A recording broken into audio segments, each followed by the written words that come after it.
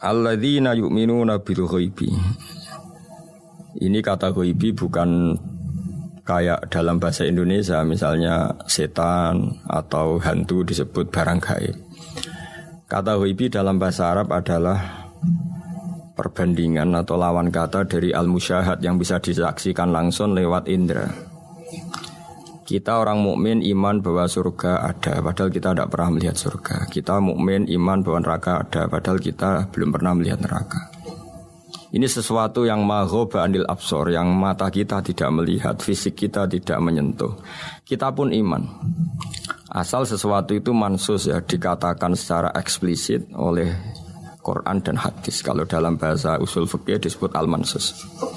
Ciri mukmin diantaranya adalah yang paling pokok alladzina yu'minuna bil ghaibi.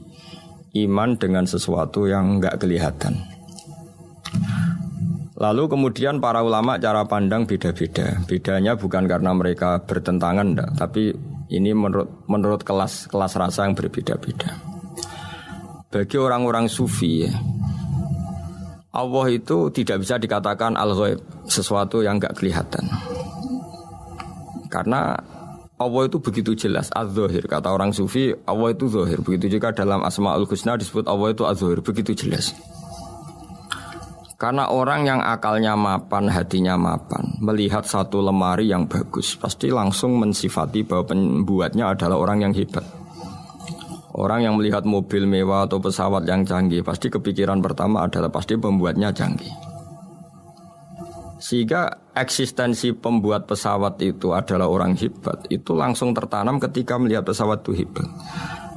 Bagaimana mungkin seseorang ragu akan kehebatan pembuat pesawat ketika melihat detail-detail pesawat? Pasti langsung kepikiran kalau pembuatnya itu hebat. Memutuskan bahwa pembuat pesawat hebat itu tidak harus ketemu yang membuat, juga tidak harus melihat. Tapi akal kita pasti meyakini pembuatnya itu hebat. Berarti keputusan menyimpulkan bahwa pembuatnya hebat adalah az-zahir begitu jelas. Begitu juga langit dan bumi, matahari semuanya tertata rapi. Air dengan fungsi manfaat yang sebegitu hebat, oksigen, semua tanaman, buah-buahan. Meskipun kita tidak pernah melihat Tuhan, tapi akal kita, nurani kita pasti berkeyakinan dan tahu betul pasti pembuatnya itu zat yang super hebat, super bijaksana. Sehingga dalam kategori ini Allah tidak bisa dikatakan sesuatu yang enggak tersentuh, yang enggak terjangkau. Allah itu az-zahir begitu jelas. Sehingga di antara Asmaul Husna disebut az-zahir. Sebab itu saya menganjurkan atau saya punya saran bahwa alladzina yu'minuna bil ghaibi itu contoh paling mudah itu kayak surga, kayak neraka. Kalau Allah sendiri itu az-zahir, mudah diketahui. Karena tadi orang yang melihat pesawat canggih pasti saat itu juga berkeyakinan dan itu pasti benar, pasti pembuatnya juga canggih. Nah, di sini disebut alam raya ini ayat, semuanya itu bukti kekuasaan Allah.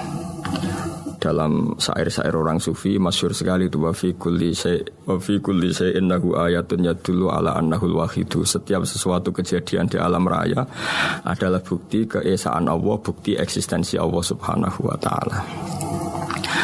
Sehingga dalam satu kisah, normalnya orang itu paling tahu itu dengan dirinya sendiri. Karena dia adalah dia. Tapi kalau Imam Sibawai, seorang pakar nahwu, mengatakan a'raful ma'arif Allah. Di alam raya ini yang paling mudah dikenali itu ya Allah, pencipta. Karena andai kan kita sendirian di hutan, kemudian kita mulai punya akal, kita mungkin tidak tahu diri kita ini siapa.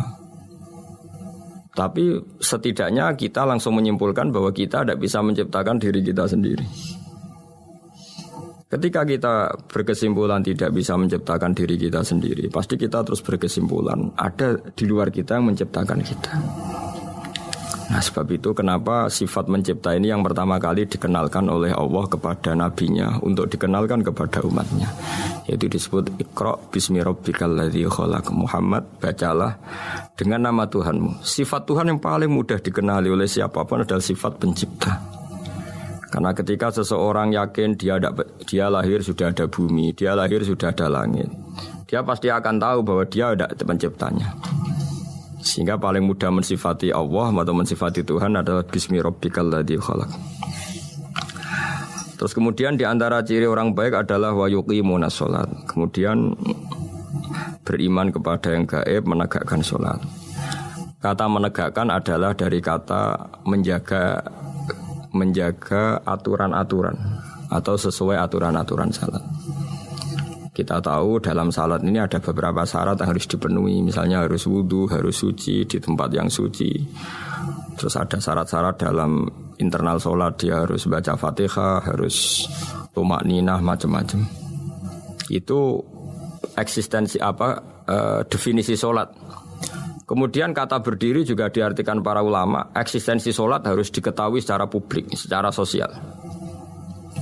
Karena sesuatu itu punya eksistensi kalau jadi konsensus atau diakui oleh publik.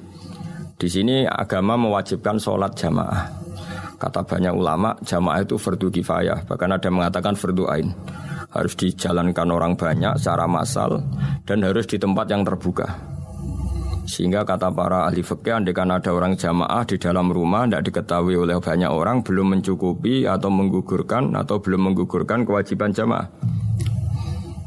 Sehingga eksistensi sholat harus diketahui secara publik. Sehingga dulu Rasulullah itu kalau sholat di masjid dan masjidnya terbuka. Sampai sekarang kita pun menyaksikan semua umat Islam kalau sholat di masjid yang terbuka. Sehingga dunia non-muslim pun tahu bahwa dalam Islam ada ritual, ada ibadah yang bernama sholat. Hikmah kedua dengan cara terbuka seperti ini, sholat itu menjadi gak pernah rubah mulai zaman Nabi sampai kiamat. Dengan tradisi jamaah berarti kaifiyah atau cara sholat itu permanen.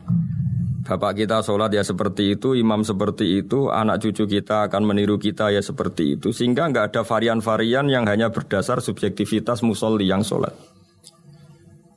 Taruh saja kita misalnya jadi seorang sufi yang baru takut sama Allah atau baru usul kalau dalam bahasa sufi.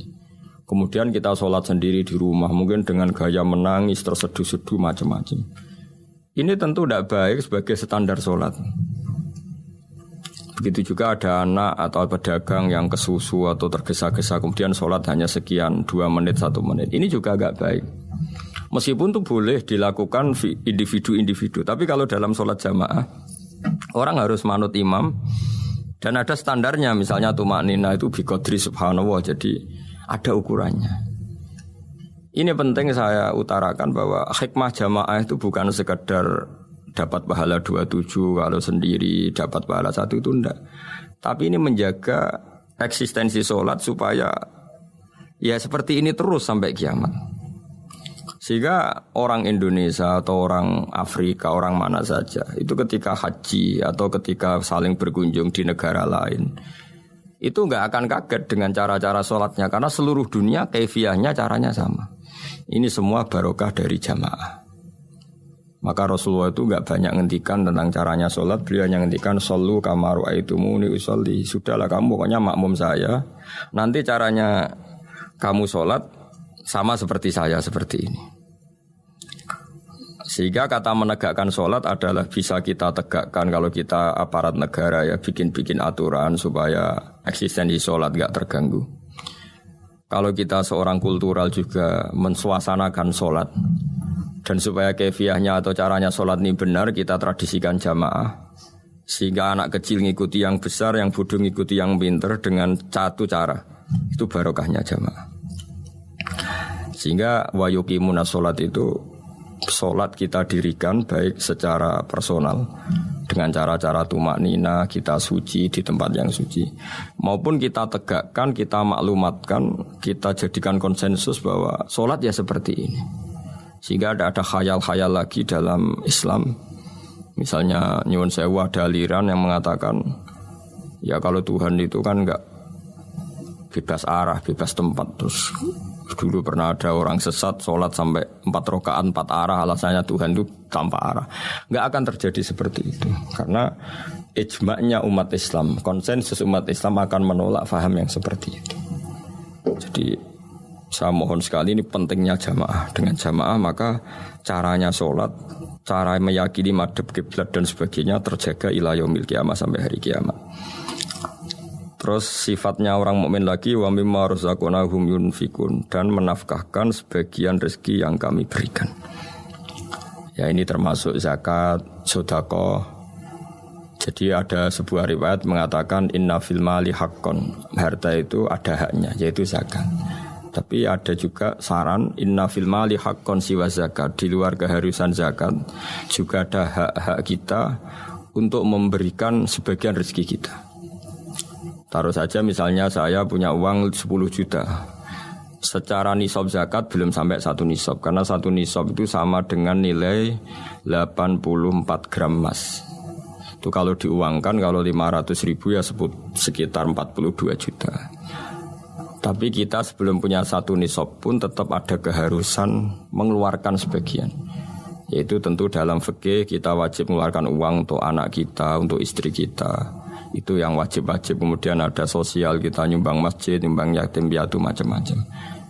Sehingga kata para ulama, ciri utama mukmin diantaranya adalah melakukan zakat, baik zakat yang fardu maupun zakat yang sunat. Karena kata zakat itu dimaknai fardu sebetulnya definisi para ahli fikih untuk membedakan zakat yang wajib dengan sedekah. Tapi sebetulnya zaman dulu enggak ada seperti itu. Zakat itu maknanya membersihkan harta. Sedekah dari kata sedekah bukti benarnya iman. Jadi sedekah dari kata dari kosakata sedekah yasduqu sidqon, sesuatu yang membuktikan kita loyal itu disebut sedekah. Kita nikah, mas kawin di bahasa Arab kan sodak, dari kata sodako juga. Kita bukti iman, loyal, kita sodako. Bukti bahwa kita teman akrab disebut sidik atau sodik. Kalau dalam bahasa Arab teman namanya juga sodik, karena cara bertemanan secara benar, secara loyal.